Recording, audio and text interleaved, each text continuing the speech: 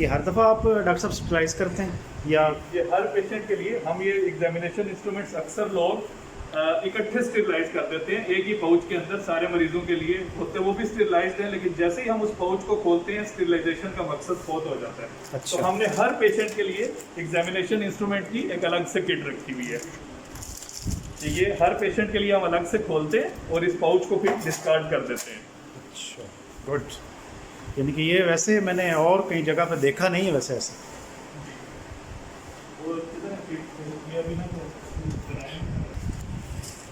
और इसके बावजूद भी अगर कोई डिस्पोजेबल किट को अवेल करना चाहे तो ये हम एग्जामिनेशन किट बिल्कुल डिस्पोजेबल भी रखा हुआ है कि सिर्फ चेकअप के लिए भी हम डिस्पोजेबल किट यूज़ करते हैं और फिर उसे डिस्कार्ड कर देते हैं। या सारी तकलीफ में जो सबसे बदतरीन तकलीफ है जो मैंने महसूस भी की, जो नाकाबिल बर्दाश्त होती है, अनबीरेबल होती है, वो दांत की तकलीफ। और ज़ाहिर सी बात है कि दांत की तकलीफ में ना आप सो सकते हैं, ना उठ सकते हैं, ना बैठ सकते हैं, और इस तकलीफ में आपके लिए ज़रूरी हो जाता है कि आप किसी ऐसे मालिज का इंतखाब करें जो वाक़तन हकीकत में आपको उस तकलीफ से निजात भी दिलाए और आप बिल्कुल ठीक भी हो। और दांतों के क्योंकि बहुत ज़्यादा मसाइल भी होते हैं, वो तो डॉक्टर साहब भी बताएंगे, हमको भी बारे में पता।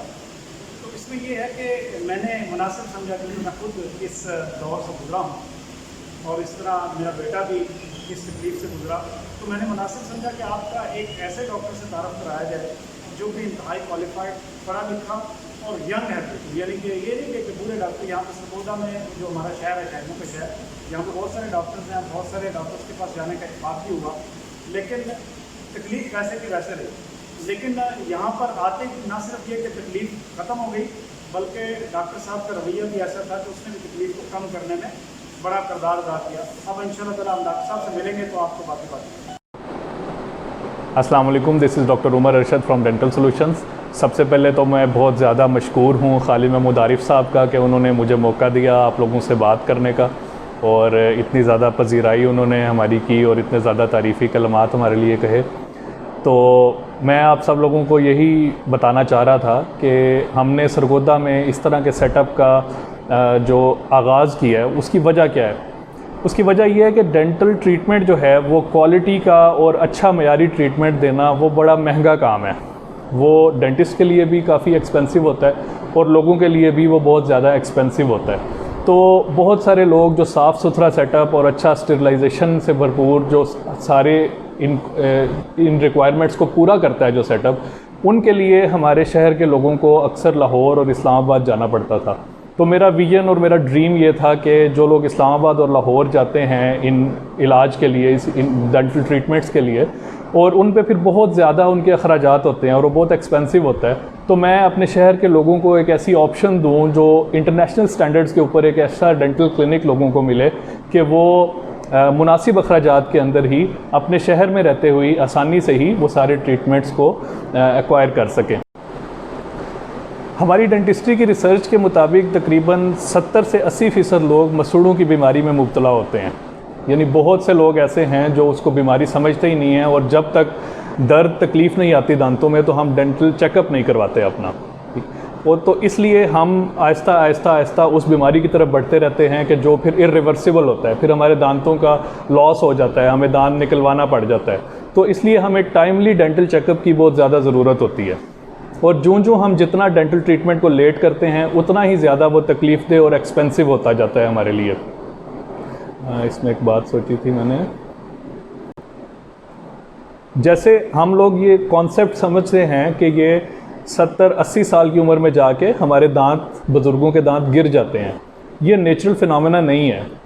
दांत कभी भी नहीं गिरते अगर उनकी सेहत की हिफाजत की जाए, अगर उन्हें सुबह और रात 2 टाइम ब्रश किया जाए और 6 मंथ्स में, 1 साल में डेंटिस्ट को विज़िट किया जाए, और कोई भी बीमारी को बड़ी अर्ली स्टेज पे अगर हल कर लिया जाए तो दांत अपने आप नहीं गिरते। ये हमेशा सारी ज़िंदगी हमारे साथ चलते हैं। तो इसलिए डेंटिस्ट को विज़िट करना, अपने दांतों का ख्याल रखना ये बहुत ज़्यादा ज़रूरी है।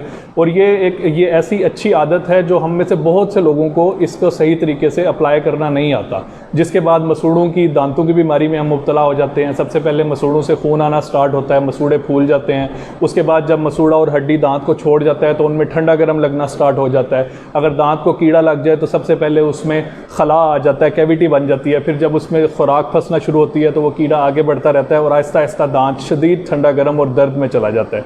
उस टाइम फिर हमें दांत को रूट कैनाल करना पड़ता है या निकालना पड़ता है दांत को, और बंदे को मसनूई दांतों की तरफ जाना पड़ता है। तो जितना अर्ली हम अपने दांतों को चेकअप करवाएंगे और उनका ख्याल रखेंगे, उतना ही हम दांतों की तकालीफ से और लंबे ट्रीटमेंट से और अखराजात से बचे रहेंगे।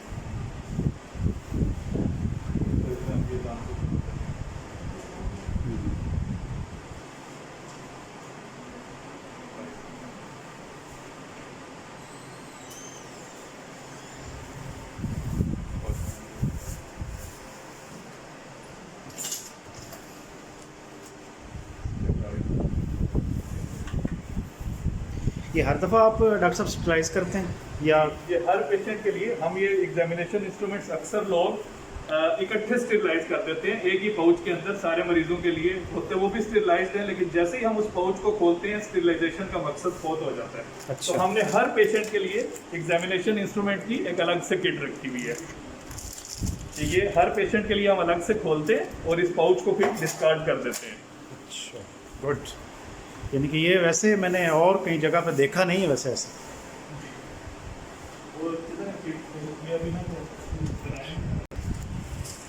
और इसके बावजूद भी अगर कोई डिस्पोजेबल किट को अवेल करना चाहे तो ये हम एग्जामिनेशन किट बिल्कुल डिस्पोजेबल भी रखा हुआ है कि सिर्फ चेकअप के लिए भी हम डिस्पोजेबल किट यूज़ करते हैं और फिर उसे डिस्कार्ड कर देते हैं या पेशेंट को दे देते हैं। स्टेरिलाइजेशन डेंटल ट्रीटमेंट में बहुत ज़्यादा ज़रूरी और एक बुनियादी चीज़ है, ताकि हम अगर किसी का इलाज कर रहे हैं उस बीमारी का इलाज अगर वो ना भी कर पाए तो कम से कम अपनी तरफ से कोई बीमारी ना देके भेज दे। तो स्टेरिलाइजेशन को बहुत ज़्यादा मद्देनजर रखना चाहिए अपने डेंटिस्ट को चूज़ करते हुए।